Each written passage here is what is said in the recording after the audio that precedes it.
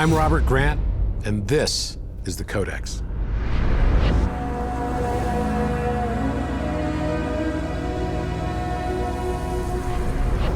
The Last Supper painting by Leonardo da Vinci is one of the most famous pieces of art.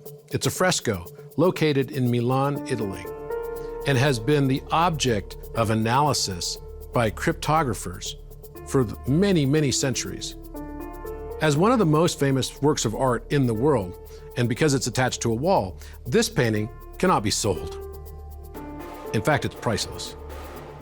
This painting seems to house so many encryptions in it that in fact it's become the subject of mainstream media and films for many years. Dan Brown's account in the Da Vinci Code is one example of this. Holy Blood, Holy Grail also points us in a similar direction, hidden encryptions inside the Last Supper painting. The first of these that everyone iconically remembers is that what we all believed was John the Apostle sitting to the right of Jesus was not in fact John the Apostle at all. In his very hermaphroditic sort of garb and look, John is actually the representation, many believe, to be Mary Magdalene. One of the things that we notice is that there is a void space between Jesus and Mary Magdalene. Now, Jesus has clearly a symbol of what looks to be an upside down triangle represented as the divine feminine. What I realized is that the inverted triangle of the Last Supper also carries the exact same angular reference of 51.843 degrees. Is this yet again pointing us to the Giza plateau? What we find here also is other encryptions deeply hidden within this enigmatic painting.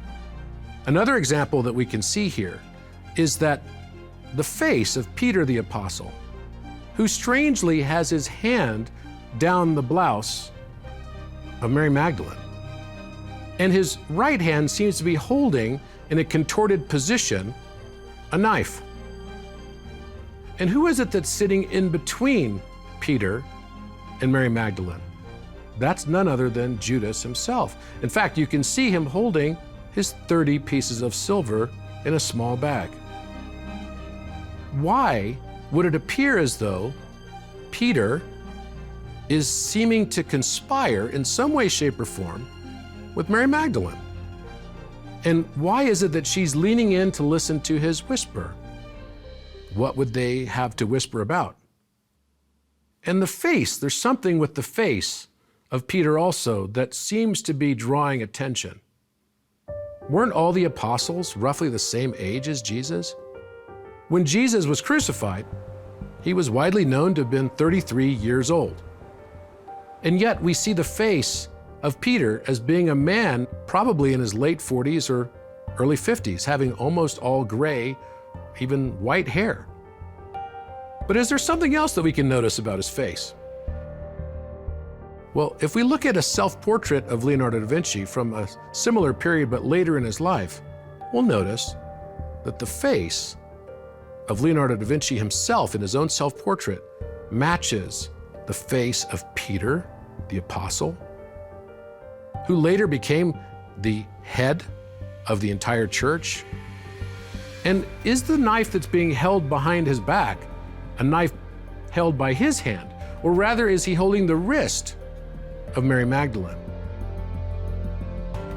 These questions and more were the subject of our analysis. We also looked at the back wall, noticing that there were many other encryptions that somehow relate to other prominent places in none other than the King's Chamber itself.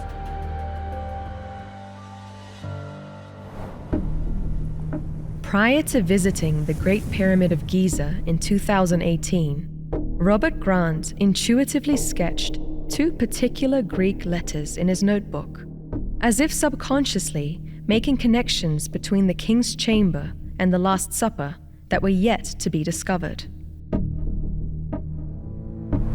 When I arrived in Egypt, I looked down while in the King's Chamber. I noticed the presence of what looked to be two letters, the Alpha and the Omega. So an Alpha and Omega on the sarcophagus of the king's chamber? Isn't the pyramid famously devoid of any writing or hieroglyphics? And for thousands of years, hasn't this room been frequented by millions of people potentially? Let's not forget, this is the most studied building on the planet. It was the tallest building in the world for well over 4,000 years, and the king's chamber is the most prominent of the chambers within the Great Pyramid. How is it even possible that this could not have been seen before? And is there anything that relates to the Last Supper that might point us in the same direction? You'll note that underneath the table, you can see the feet of several of the apostles. Some of them are wearing sandals. And you'll notice as well that if you try to look for the feet of Jesus, you will not be able to see the feet of Jesus because they're obstructed by what looks to be the upper doorway of some sort of portal in and out of the chapel where the Last Supper painting is housed. But what's also interesting about this is that when we notice the location of that portal, and if we believe art historians, they say that later in the 17th century, a doorway was cut into the wall of this very famous painting. Now, this doesn't really seem to hold water for me, because Leonardo da Vinci was famous in his lifetime. In fact, this was a very famous fresco that the King of France himself made particular mention of in historical records. So why would the owners or the people that were taken care of as caretakers of this important place on hallowed ground have cut a doorway obstructing the painting of Leonardo da Vinci, potentially even then known as one of the greatest artists of all time? If in fact the doorway was not cut into the fresco years later, but had always been there, as Robert Grant suggests, then the question arises, did Leonardo da Vinci integrate this door into his masterpiece? And if so, what is the significance of this possible encryption? So when I started to notice that the other proportions of the room of the king's chamber were relative to the Last Supper painting and vice versa, I started to think, are there other encryptions that might be hidden inside the walls of the Last Supper painting that are showing us and pointing us back to the king's chamber itself? What Robert Grant realized is that the placement of the Alpha and the Omega on the rim of the sarcophagus within the king's chamber are proportionate to Jesus, the Alpha, and Mary Magdalene, the Omega, within the Last Supper. And when we place an overlay, the exact position of the sarcophagus in its original position would occupy exactly the doorway that is obstructing the feet of both Jesus and Mary Magdalene. And we'll also notice that the proportions, when we place precisely the line of the ceiling against the back wall, which would reference what we refer to as the western wall of the Great Pyramid, is precisely pointing to the same proportional dimensions so that the entire table in perspective could be viewed as being part of the Last Supper scene.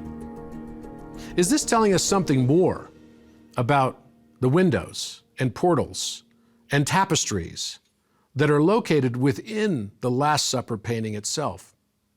Of course, we also notice that the location in the Last Supper painting of both Jesus and Mary Magdalene also conforms precisely to the golden number and golden cut, 1.618 verses 1. Interesting as well that, again, these proportions are matched in the Alpha Omega that I discovered on the rim of the sarcophagus, which is exactly 5.6 inches wide. The king's chamber is 31.41596 meters. And the square root of that number, which is pi times 10, turns out to be 5.605 inches. 5.605 squared equals the dimension of the perimeter of the king's chamber room itself. Interestingly as well, the serif, or the peak of the letter A, is precisely at the 33rd inch of the 89.62 inch long sarcophagus. I and my colleagues note that is exactly 1 over the Euler number. Euler's number is best known as the base for natural logarithms and is used in everything from explaining exponential growth, radioactive decay, and calculating compound interest. This is a very important number, as fundamental as transcendental pi. In fact, if we take both of those numbers and we apply them together in the relationship of a tetrahedron nested within a sphere, we find that when we consider that a tetrahedron nested within a sphere would have a displacement of 1/3 of the volume of the sphere inside the tetrahedron, and 2/3 being outside of the tetrahedron nested within that sphere, and we apply those same proportions in a weighted average calculation, what we find is that pi times 2/3 plus Euler number, which is 2.718, times 1/3, added together in a weighted average calculation, gives us integer value 3.000. Both of these numbers seem to be boundary conditions for integer value 3. But why would we have the Euler number pointed to the alpha and omega on the rim of the sarcophagus? Advanced knowledge? Additionally, in the Vitruvian Man, Leonardo da Vinci left an area value of the square that didn't match the area value of the circle, which is pi, with a radius of 1. Instead, he left us an encrypted message for all to see, which is that the area, if we take the time to actually measure it, using the radius value of 1 of the circle, turns out to be precisely the Euler number 200 years prior to this purported discovery of the Euler number and its attributes, arguably the second most important mathematical constant to mathematicians, even of our day today. What was Leonardo trying to tell us? What else can we see inside the Last Supper painting? Let's look a little bit closer at the window behind Jesus. If we look closely at the pediment above Jesus, immediately above him and above the window behind him, we'll notice an eye. Not only is this orientation showing us and pointing to an eye, but we're also seeing that this is an ancient symbol used in Freemasonry and Rosicrucianism as an all-seeing eye. But in Egyptian mythology and history, we know better. This eye is the eye of Ra, god of the sun